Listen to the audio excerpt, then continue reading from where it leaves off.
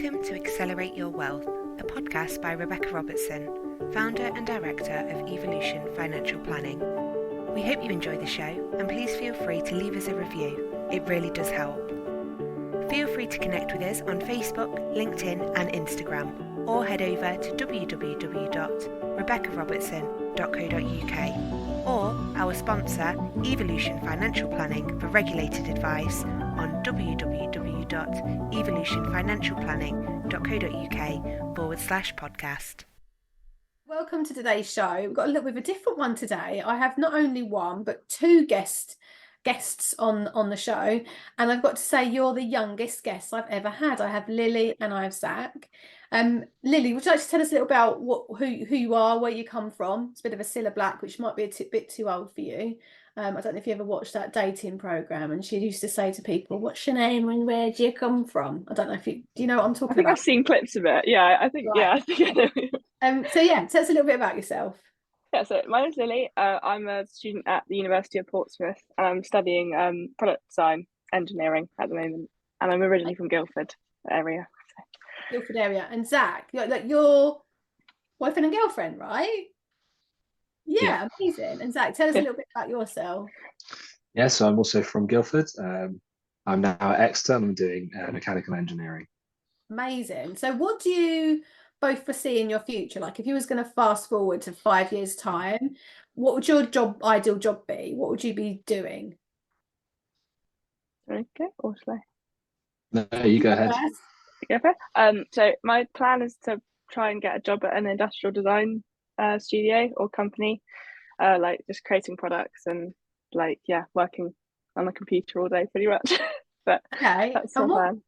What kind of salary would you start off with on that kind of job? I think what I've been told is the starting salary is about 28,000 with my degree. So. Right, okay. And then so based on your student loans, you're going to band into plan 2, I think that is, which is the yearly threshold is 27,295. So any earnings over that, yeah, you have to pay 9% of that salary towards your student loan. Does that sound right to you? Yeah, I think that's what I read when I was going through it. It was a while ago though, but yeah. So, I mean, how do you feel about paying that money on your student loan? Like, how do you feel about that? I mean, you wouldn't have the job without the degree, right? So does it feel a positive thing? Yeah, in a way. But I've been told that like the loan is such a good thing that you could just get cancelled after a while. So it like feels almost like going back on ourselves. Like, why are we paying this? Or I don't know. I mean, I think it's only cancelled if you like stop working, like if you have time out. Oh, okay.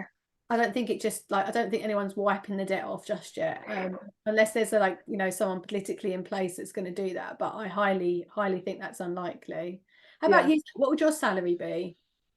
Yeah, I was just trying to look it up now, to be honest. I'm not sure the statistics. I know Exeter does quite well in terms of engineering in the country, and there's a high employment rate and relatively high salary, for a person leaving university.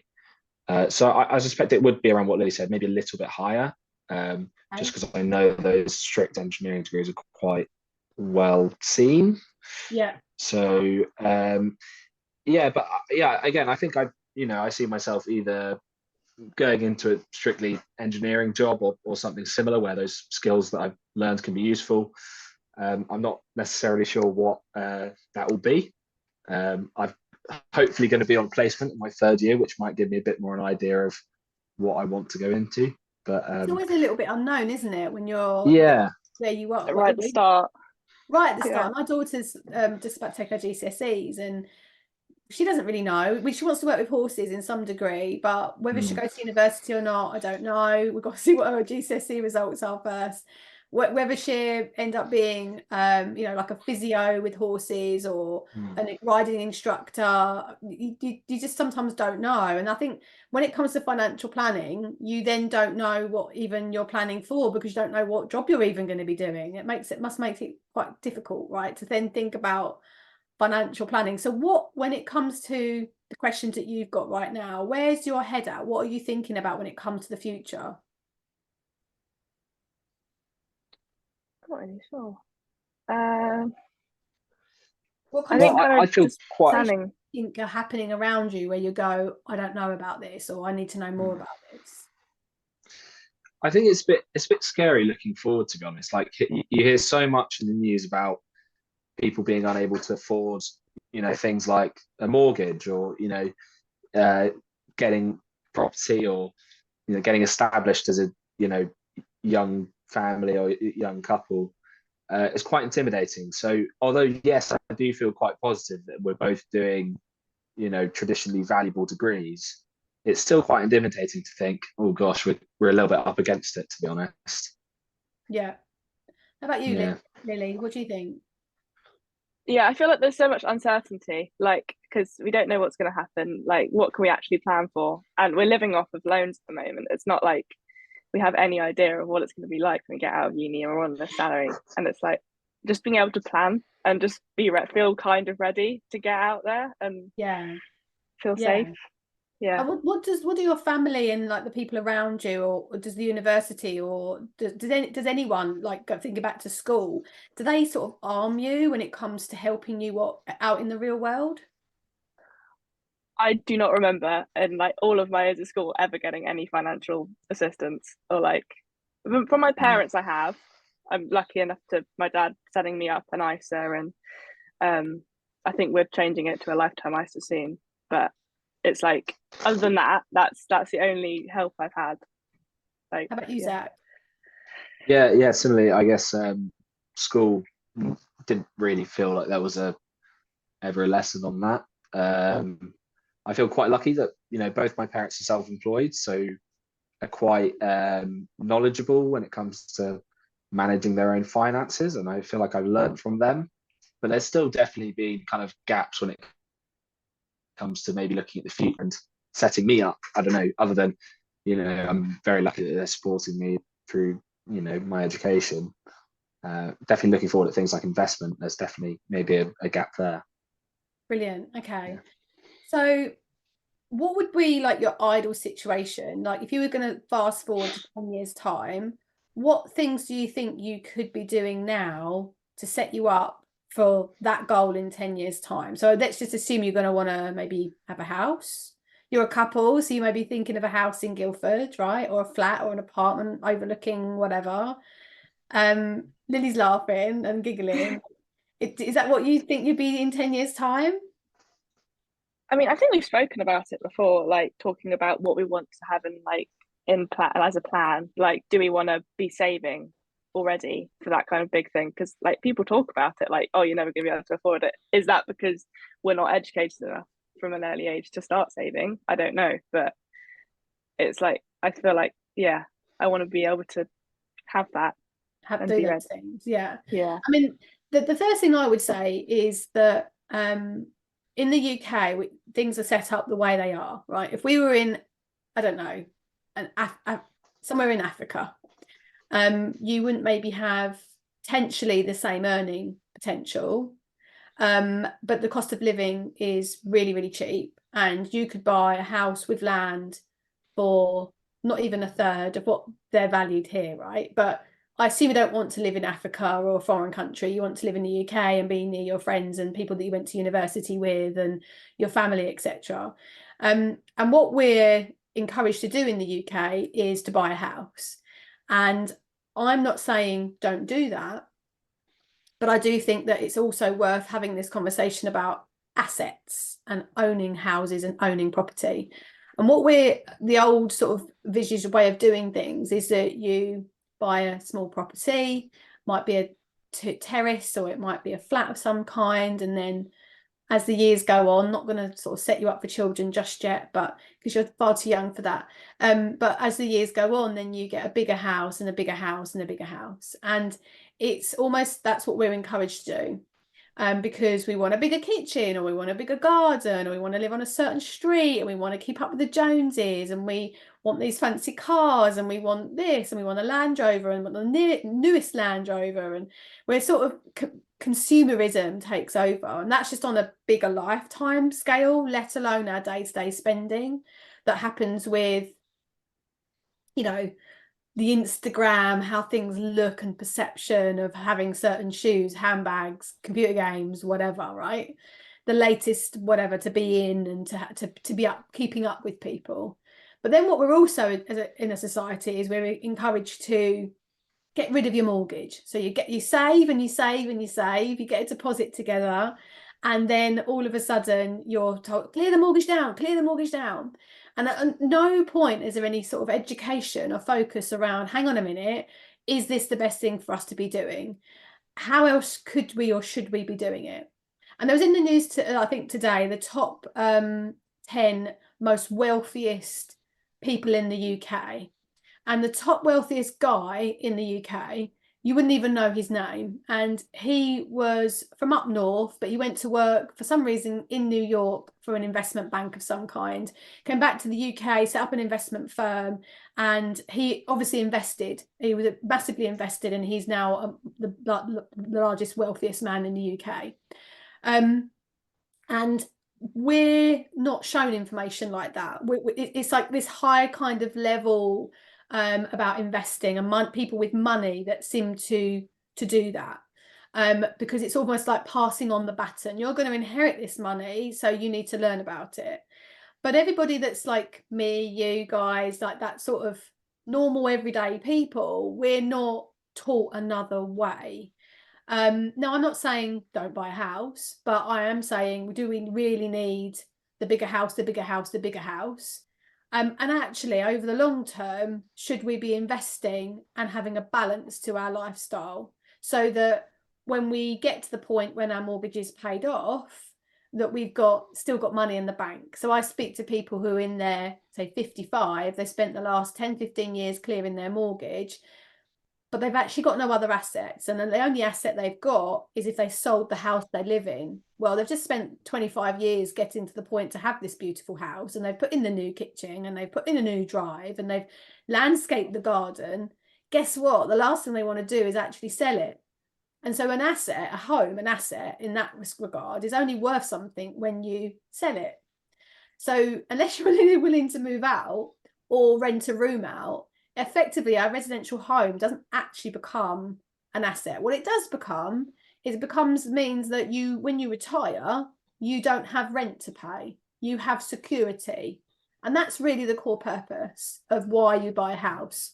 And also rent is very expensive these days. So you don't have any real great security, even in your 20s. You know, if you rent somewhere, the landlord could say, well, I'm going to sell it. That's happening a lot at the moment because mortgage interest rates are so high. It's not so profitable for landlords to keep the smaller priced landlords. They're getting sort of pushed out of the market. So then you've got a lot of people then having to move out, and they're having to buy. So you're sort of in this sort of bit of a spiral effect, that if you can't get on the property ladder, it's really, really difficult because you're paying all this money in rent. It's hard to save, and therefore, how do you start?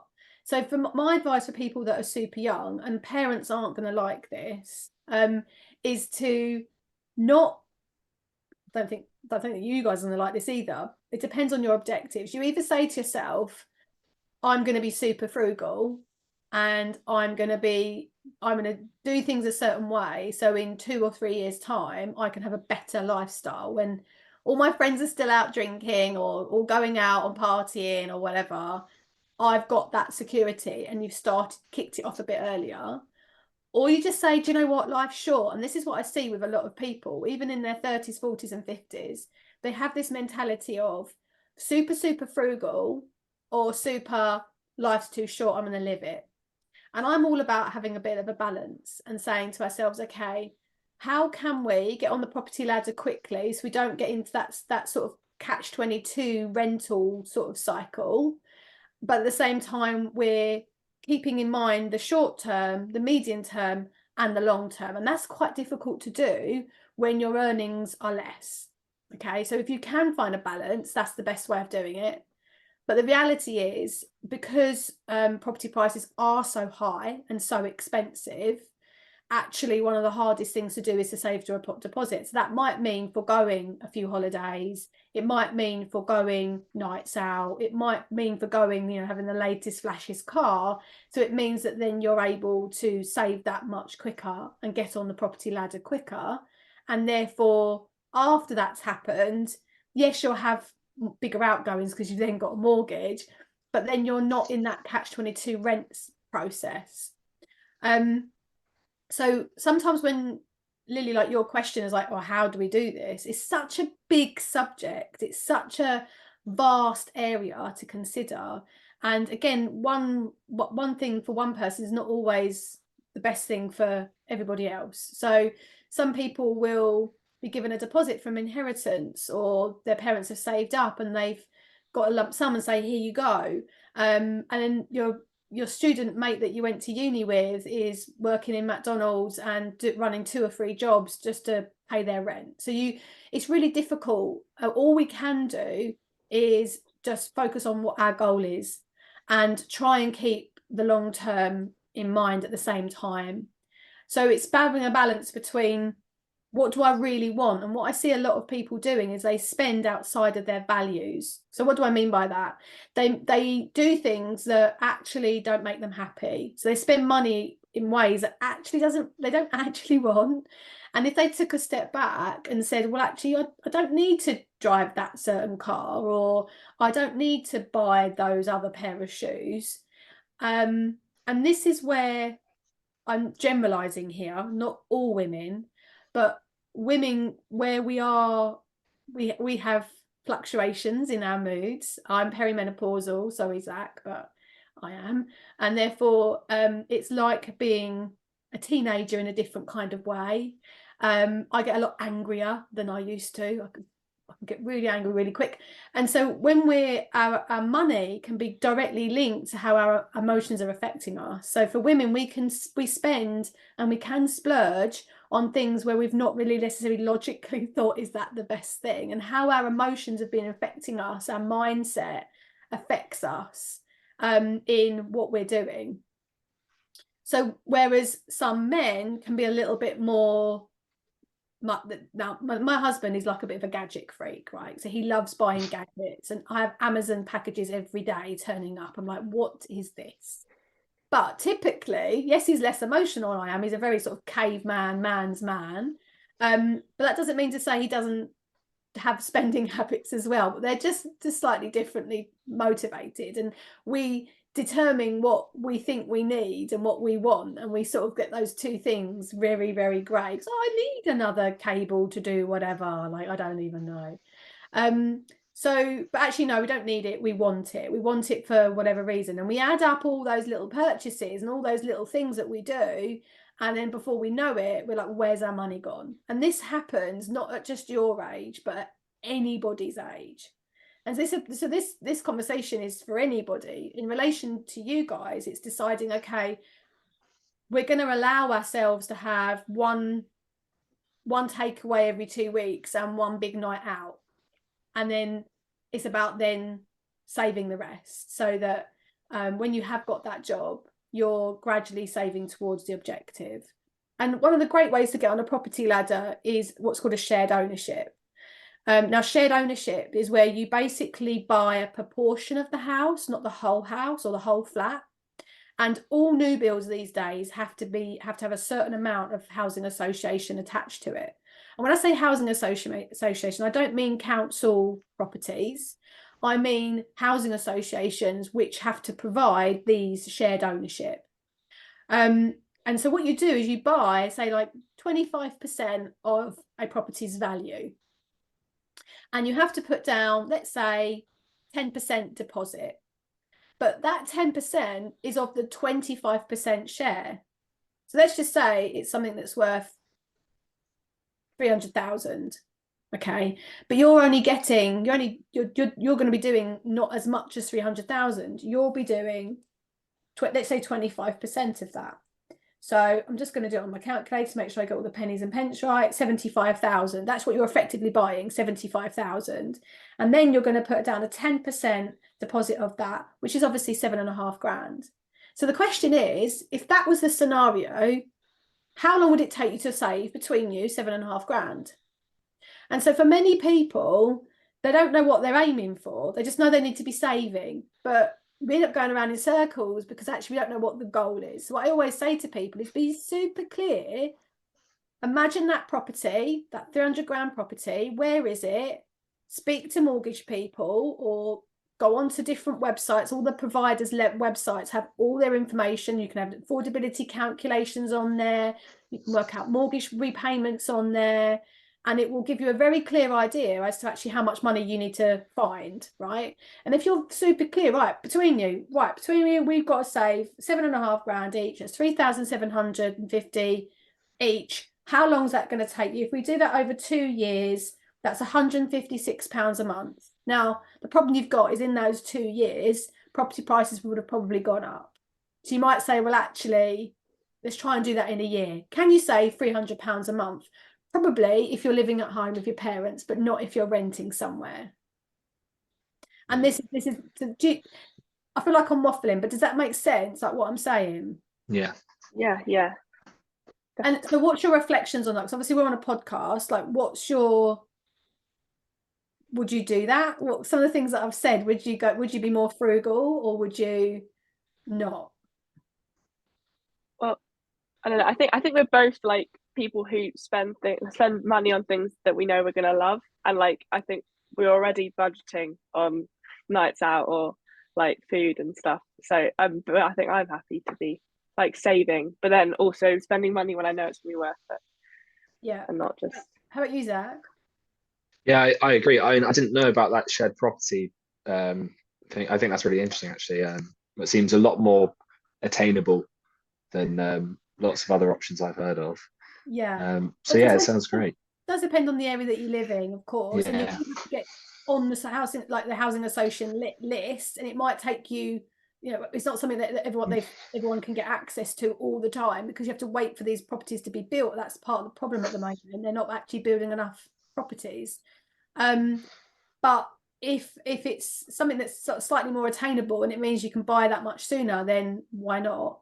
And then okay, what's the alternative? If you can't live together in rental, could you do like a housing share? That's often quite cheaper, where you share with a group of you and then you don't have all of the rent on one or two of you.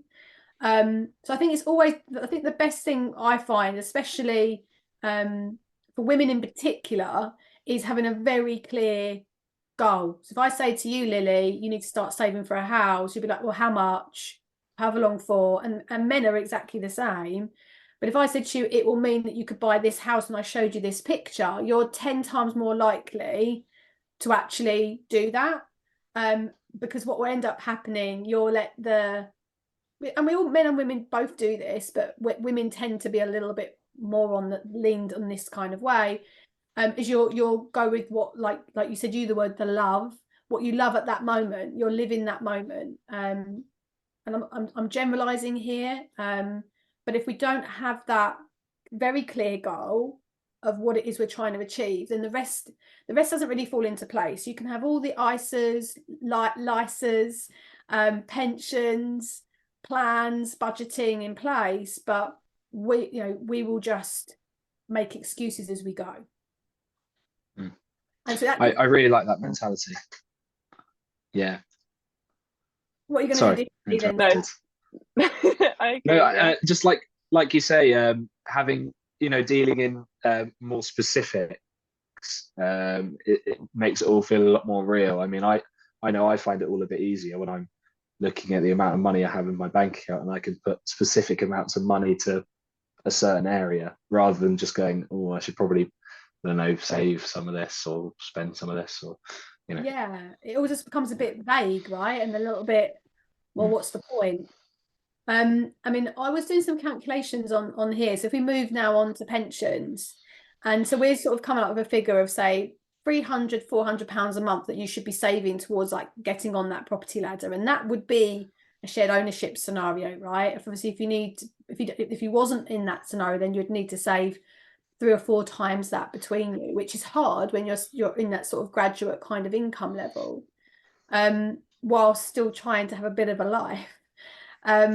so I did some calculations on the systems that I have, and if you saved from, I've done what age? I've created this client called Lily Rose on the system. Don't know where that came from, but she's 21, and I put when she's 68, which sounds, how weird does that sound to you if I say 68? You're both laughing. Like, what the hell? It's like a long way, right? Yeah. So that's 48 years in this example. And 68 is when you probably won't, unfortunately, you probably won't get your state pension at 68. It was meant to be 65 for many of us. Mine now's moved, I think now 69 actually. And I think by the time I actually retire, it'll be closer to 70. But there's other things that I'm doing. I'm not relying on my state pension. Now, first of all, do you know what a state pension is? Yeah. Yeah. Okay. So it's where the government give you a certain amount. So at the moment, it's like 200 quid a week. If you've had 35 years qualifying contributions in national insurance, so you've had to pay into this system for quite a number of years working and paying tax and national insurance. So for me, I'd probably be like closer to 70 before I get it. You guys might even be 75 because people are tending to live longer and longer. So you can't rely on a state pension. It's good as a bonus, but you shouldn't rely on it because it's also only £200 a week. It's not going to be, you know, providing a certain lifestyle when you maybe want more holidays than usual.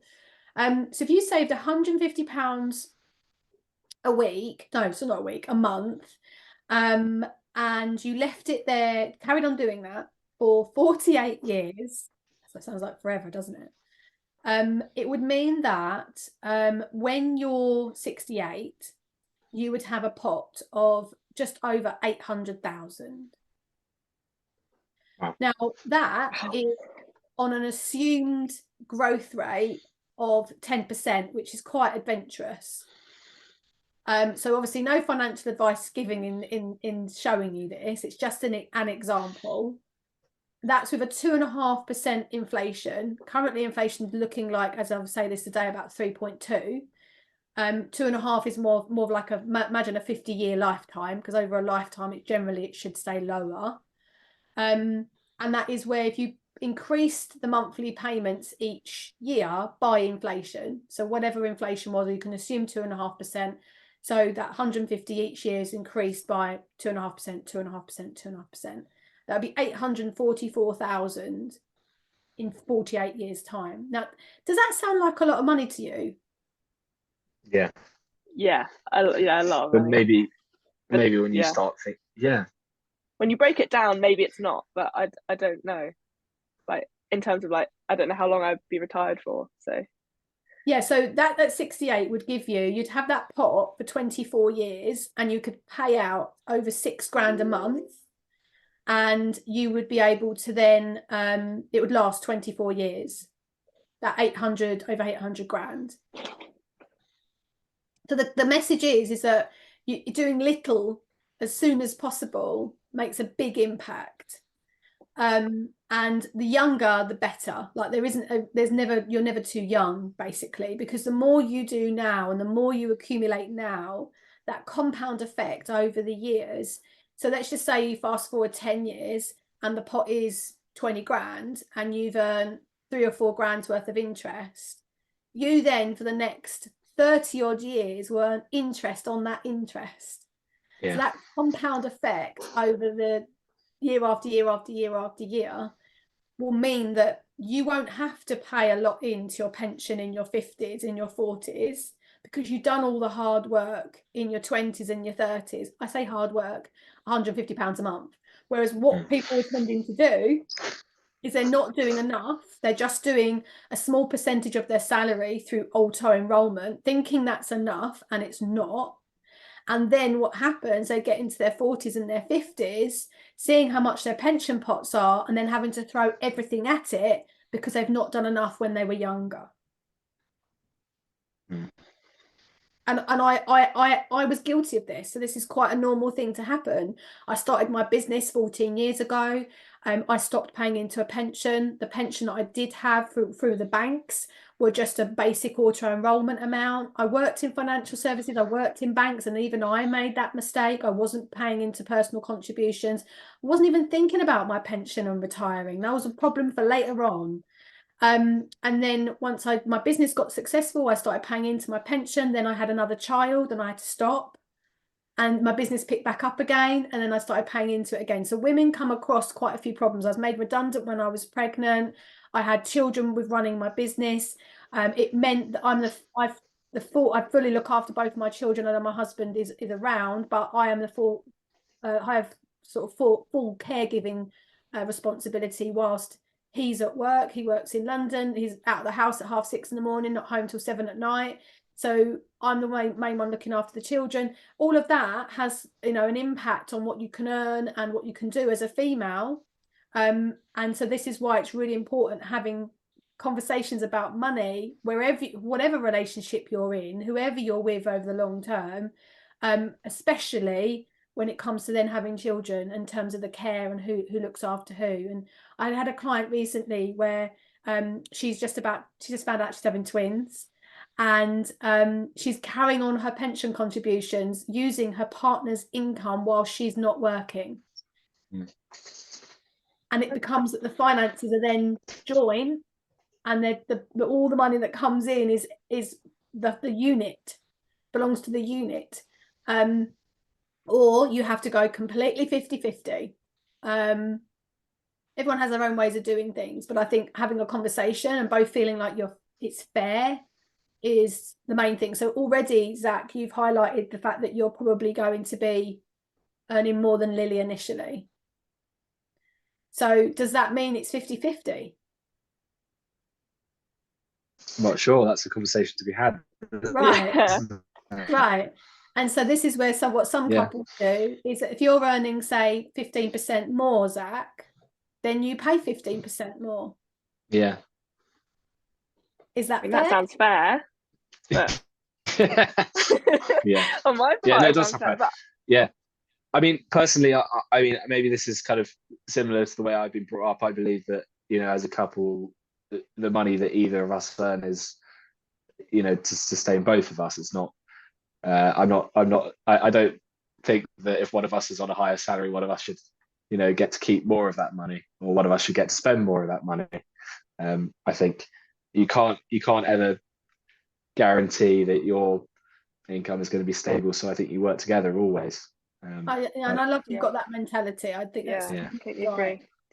Yeah. I mean, I think what's important for women when they hear that, though, is that means that you have to be very transparent and honest around what you're spending your money on as well. And it's about you just being as open as you can, because I do see some couples where he's sort of paying for the bread and butter, but then she's getting next deliveries and lots of clothes delivered, and the wardrobe is miraculously just getting bigger and bigger. And he's like, where did you get all that clothes from? And it's having those honest conversations around money. But financial control, what happens for a lot, it's great that you've got that mentality, Zach. Unfortunately, there's a lot of other men in other generations, right? They come from a different planet in some respects, where actually they're financially controlling of their partners, and they stop them from having their own bank accounts. They even stop them having access to a car, for example, because it's a way of controlling the person by using money as a tool, if you like, which is now a criminal offence. Even, believe it or not, up to a couple of years ago, that wasn't even a criminal offence to your wife. That's bonkers. Oh my God, yeah. It was only, we're only talking 30-40 years ago that women were allowed to open a bank account or rent in their own name. Yeah. It's crazy. How we've come a so long far. way. Yeah. But this is why I love this conversation, right? Because you're thinking about these things now. So any questions about anything I've talked about so far? And then I'm going to move on to Lysa's. Yeah. I was just wondering, so maybe this isn't super applicable to us right now in the way that we're living, but when we become, postgrads and we maybe have a salary, what sort of proportion of your salary would you be spending in different areas? How would you break it down kind of on a monthly basis? Well, if you're in the position where you can do that, then that's a privilege in itself, right? Yeah. So if you are renting or paying a mortgage, or you're sharing a room or a house of some description, it'd be more of a case of adding up all the things you have to pay for. Yeah. And that's the scary part, because you have council tax potentially, you will have, unless it's included in your rent, you might have gas and electric, you might have TV license, and they're just some of the basic foundations, so you can flush the toilet and have a shower, right? And then you'd have your food, and then you might have a pet, you might have pet, like additional cost like that. You might have a gym membership, you might have Netflix, you might have Sky, whatever takes your fancy in that kind of regard. You might have a car loan, you might have some debts to pay. All of those things have to be taken into account over and above either rent or mortgage, etc. And then it's a case of seeing what you've got left. And then you're thinking, right, well, I want to save for the future and pay into my pension. And this is a big problem for a lot of families, particularly families that have got children, etc., because they don't have any spare. So if you're in a privileged position where ideally, when I talk about pots of money, 50% of your expenditure should go on what I would class as necessities, which are those things I've just mentioned. So that's food, keeping a roof over your head. Then split the other 50%, if you have that much, if you're able to do that, into 10% pots. So it's looking at your lifestyle, looking at your expenditure and saying, okay, well, we'll do 10% for play. So 10% of my income can go towards going out, cinema, meals, takeaways, etc. 10% for saving for the longer term. So that might be into an additional pension, some sort of long-term stocks and shares investment. And then 10% in something that's maybe a goal, like there's a holiday you want to go to, or you need to upgrade the car in a year's time, something that's more medium or shorter term. And then you would have 10% for 10 to 20% on maybe saving for that house. So it depends. If you can balance it in the way I described before and do a little bit of everything, that's great.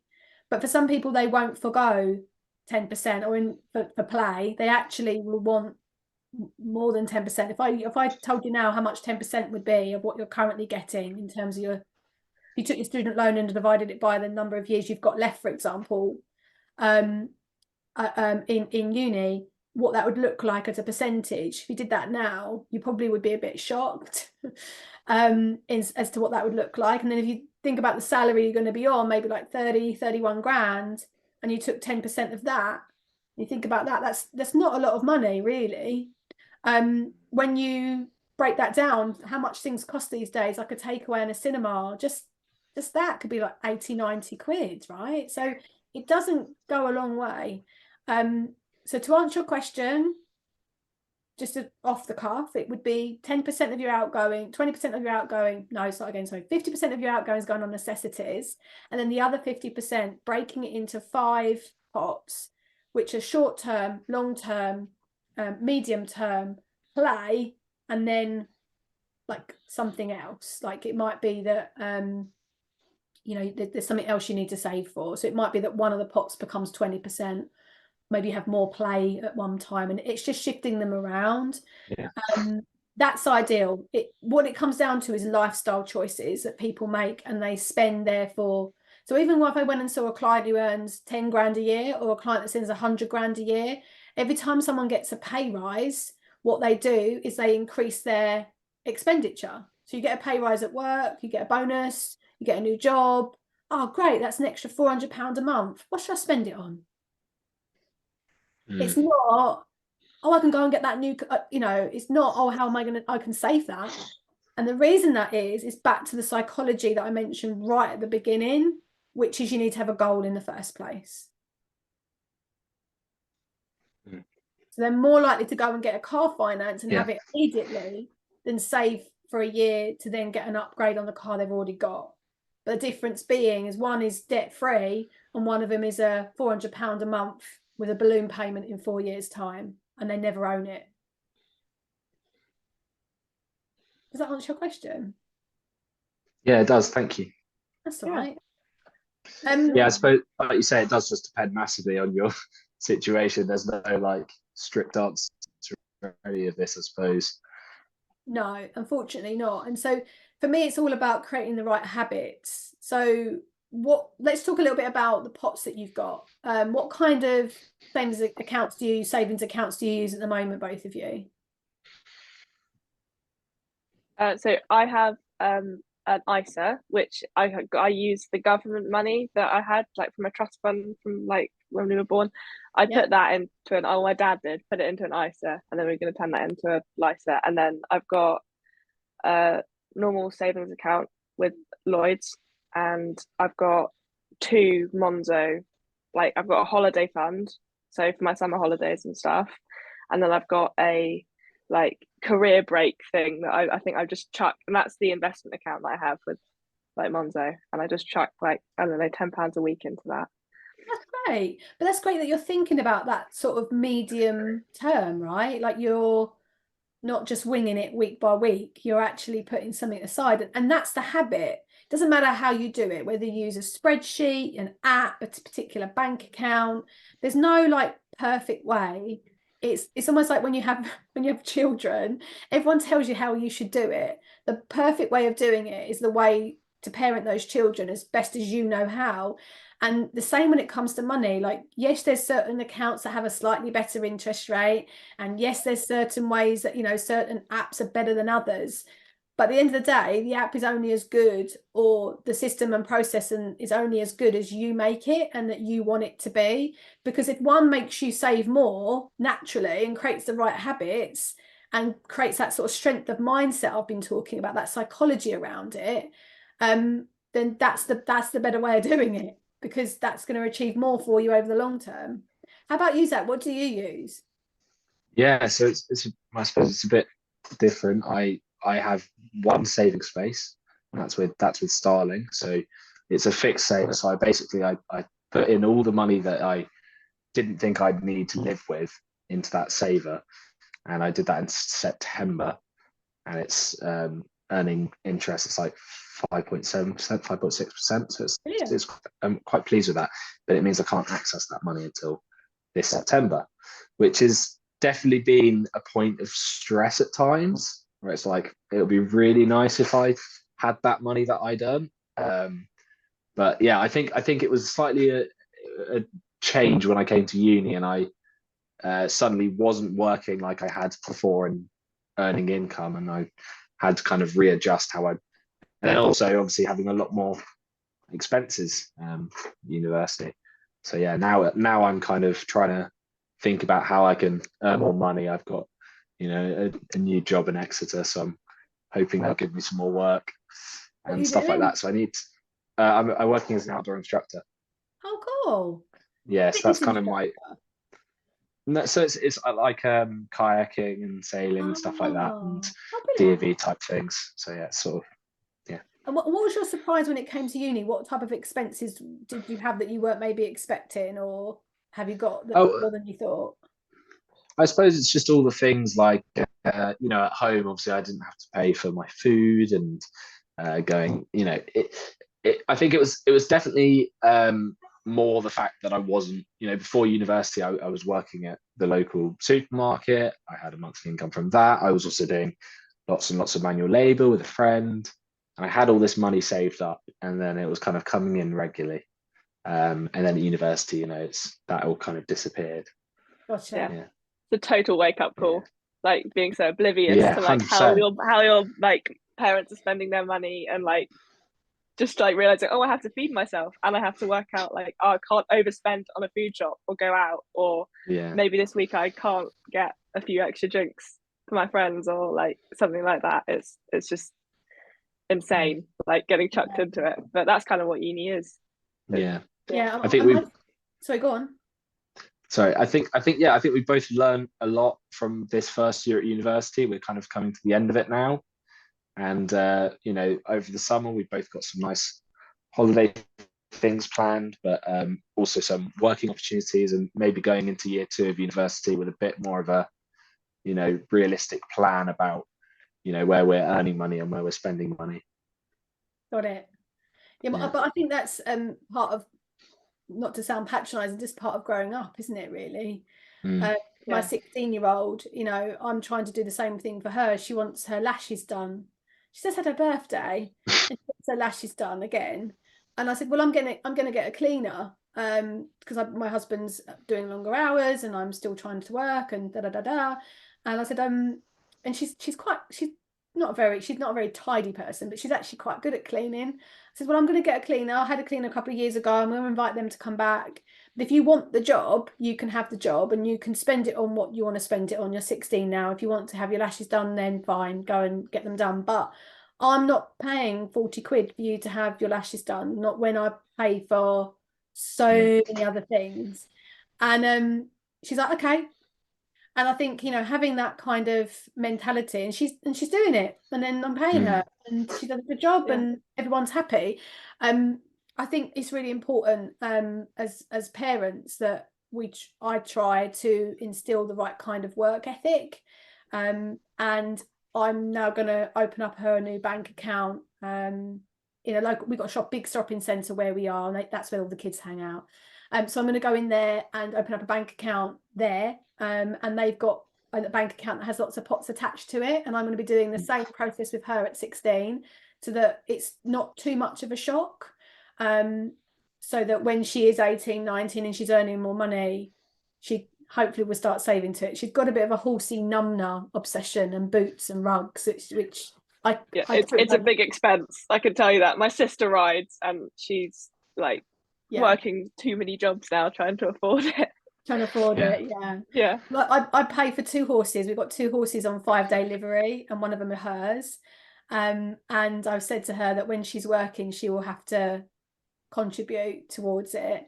I'm not sure I'd quite give her the full help until she's a bit older. That might be a bit of a shock. Yeah, it will be a shock.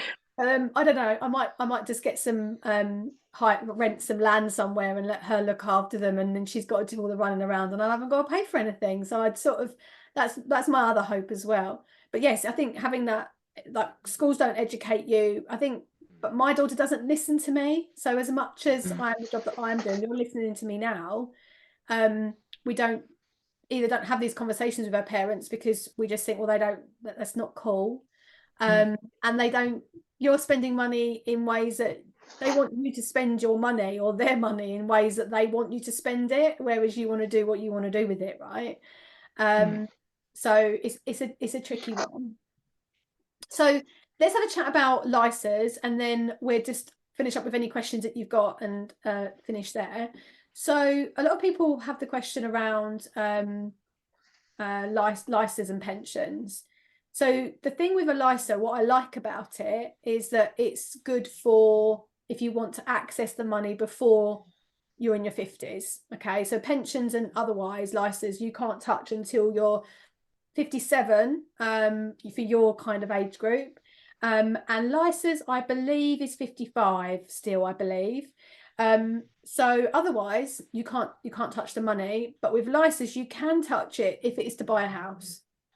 So the benefit of a pension is you get tax relief. So basically, if you pay and make a personal contribution to a pension, you get 20% tax relief.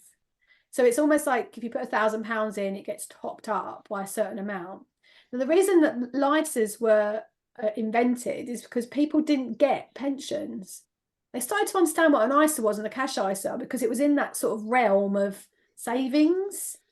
But they weren't engaging with the pension investing side of things because that was just much more complicated. So the government came up with a lifetime ISA to encourage people to have some sort of pension. Why do they want to do that? Well, it means that they have less reliant on the state when they're older, and they're likely to be more healthy and less reliant on the NHS. And they'll be less reliant on social services that the government would need to provide for them. So it's they never do it for nothing. So with a LISA, obviously you get the 25% bonus, But that's the same as the tax relief. It's just another, like, whatever, horses for courses, right? It's just they're doing the same thing. They both can be invested in the stock market. They're both for long term, and they both get an element of a bonus or tax relief to them. The benefit to me for the LISA is that there is a limit of how much you can put into it, but there is with the pension, but not as quite restrictive. And with the LISA, you can have it for buying for a house. So I think it comes back to like that diverting your money, that if you're in a job and you're paying into your workplace pension, know what that pension is, know how much you're paying in, know how that money's invested.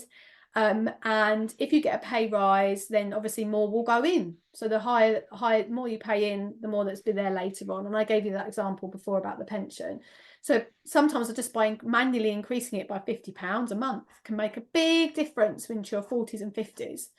But in the meantime, I think the first thing to do would be to save for a house in the way that we've already described.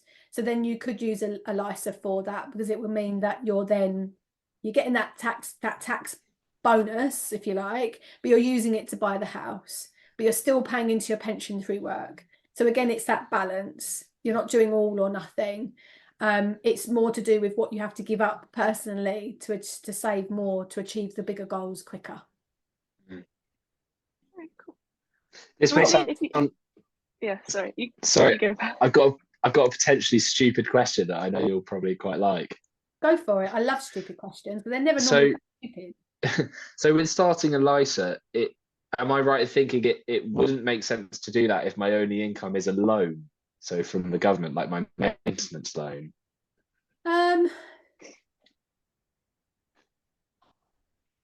The purpose of that money is for you to live off of, right?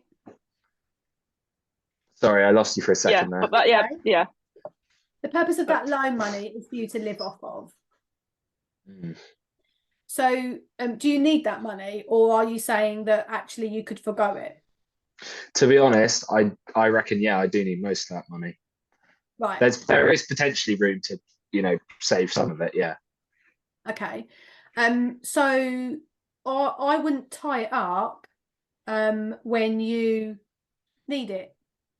So, don't put it into something that you can't access when you need it. It's fine if you're doing like for a year or a short period of time, but not on a long-term basis, right? Which with a LISA, that's what you're basically saying. So I would only put money into those things that are for that long term. Right now, the short term is you getting through your degree. Okay. So would you recommend just saving to a savings account instead of an ISA? Like, well, we're at uni, just sticking to that. I think for me, it's about using the different apps and the different savings of pots that you've got, and you can access them. You could use maybe like a cash ISA, for example, because they have slightly better interest rates. But anything that has a better savings rate, really, just you're not going to make £1 million from it, but just by having the money sitting somewhere where you're getting a better interest is a better idea. And then using different apps or tracking your money, budgeting in a way that allows you to stop overspending and to budget accordingly. So whether that's using, we before we were recording, we were mentioning several different apps, and there's lots of different ones that you can use. Some of them have charges. There's Emma, there's Hyperjar, there's Plum, there's Snoop, there's Monzo. I mean, they all have pros and cons to all of them. I'm not recommending any particular one. I've not done enough research on them, but whether it's the Starling bank account that you can have pots in like yourself, Zach, or it's the Monzo account that's rounding up your numbers after you've spent something and popping it into a separate pot, whatever you can use to create habits is the better idea, and having a very clear goal what you're saving for. So Lily, your example is the summer holidays, saving for the summer holidays and thinking, okay, well, what's next year? What do I want to be doing next year? What's the year after? And then when you've got more money coming in, it's not saying, oh, I'm going to spend it all. It's saying, what do I need to be putting aside from this to allow me to save for that future goal? Make sense? Yeah. Fantastic. Well, has that been helpful? Very. Absolutely. So much clearer. Yeah. Okay, so what 3 things you're going to do differently from now on? I'd love to hear from each of you. Zach, what you go first? Be a bit more specific about, my money coming in each 4 months it is for me at the moment. And then also my second thing would actually be just working a bit harder to get some more income. Like, it's just one of the simplest things about, saving money, as well as, actually trying to earn some more money. And then 3, maybe cutting out some unnecessary purchases and trying to build, slightly better habits. Perfect. Lily, how about you? I think mine would be trying to stick to my habits, my saving habits at the moment, which is proving to be very difficult. And I